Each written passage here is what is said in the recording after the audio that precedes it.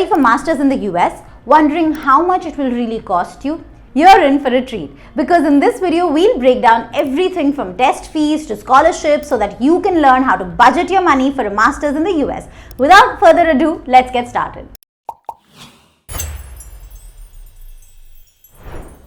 To make it easier for you to remember the sequence, we'll follow a pyramid structure. Let's start at the bottom layer of the pyramid, that is tests.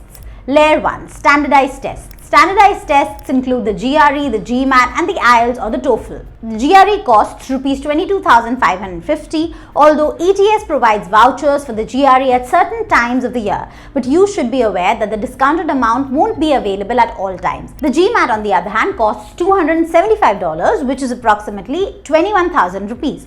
For the English language assessment, you will have to take either the IELTS or the TOEFL. IELTS costs around 16,500 and TOEFL costs approximately 17,000 rupees. Before finalizing the total costs for the standardized tests, you have to decide whether you want to take the GRE or the GMAT. Similarly, for the English language assessment, you have to take one of the IELTS or TOEFL. So, for the standardized tests alone, it will cost you between 38,000 to 40,000 rupees. Always shortlist universities before you take the GRE. As part of the test, you can send scores to up to 4 colleges for free. And for the rest of the shortlisted colleges, you will have to pay an extra charge of $35, which is approximately 3,000 rupees. Here's another benefit of shortlisting colleges beforehand. While exploring and shortlisting colleges, you will come across various colleges that are GRE and GMAT optional and even test blind, saving you a lot of money. Layer 2, university applications. Much like in India, universities in the US charge an application fee. This fee is non-refundable under any circumstances. This fee can range from $75 to $100. For example, at the time of upload, UT Austin's and Stanford's application fees are $90 each, whereas Emory University and Tufts University's application fees are $75 each. Most students apply to 8 to 10 universities, so assuming an application fee of $100 per application, you'll have to pay around $800 to $1,000 for application fees, which roughly translates to 67,000 rupees. Budgeting for an overseas education is undoubtedly stressful, but our team at Yocket has been doing it for years. So if you want expert guidance with not only your dream admit but also an application fee waiver, scholarships, loans and more, sign up for Yocket Premium and get end-to-end assistance.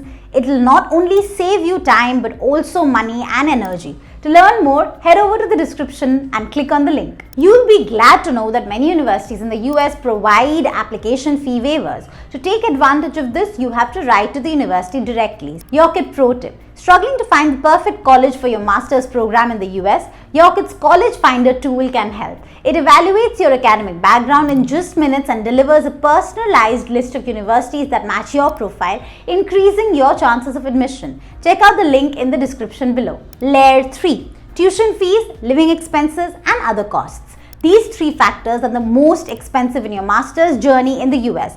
These 3 factors costs depend on the program, university and location you choose. Most of the time, students make the huge mistake of thinking that tuition fees are the only fees that you have to pay at university.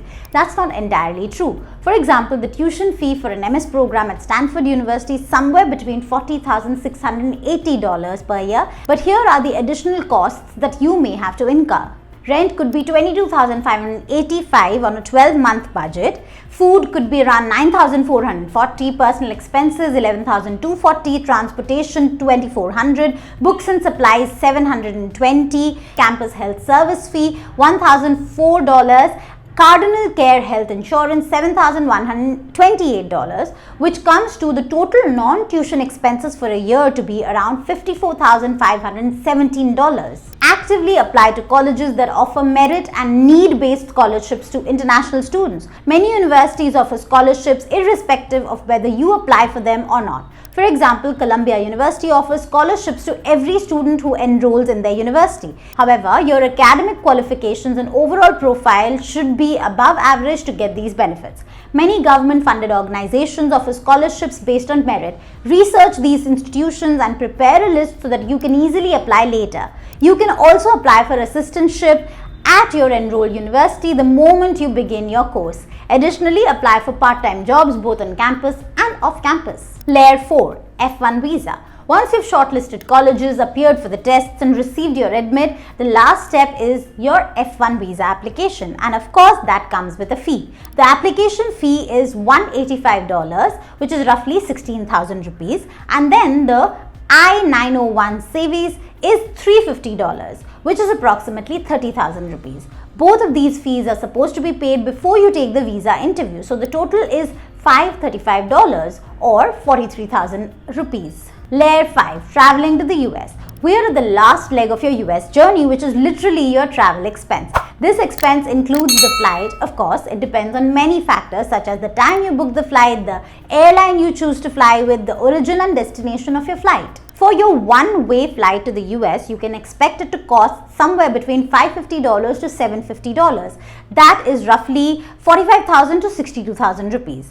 If we calculate the estimate of all the expenses that will be incurred by you, we have a rough estimate of about 50 lakh rupees. Now, some of you may wonder why counseling services are not included in the pyramid. Counseling services are not mandatory expenses. It's an add-on service that is worth every penny spent if you do it with Yocket Premium. It's an investment as you get assistance with shortlisting the right colleges and help with your finances, including scholarships and loans. And if you think that is all, you'll be surprised to know that we offer end-to-end assistance, including editing your documents, your GRE Prep, and lots more. Click on the link below to learn more. So does this mean that you can't study if your budget is below or above 50 lakhs?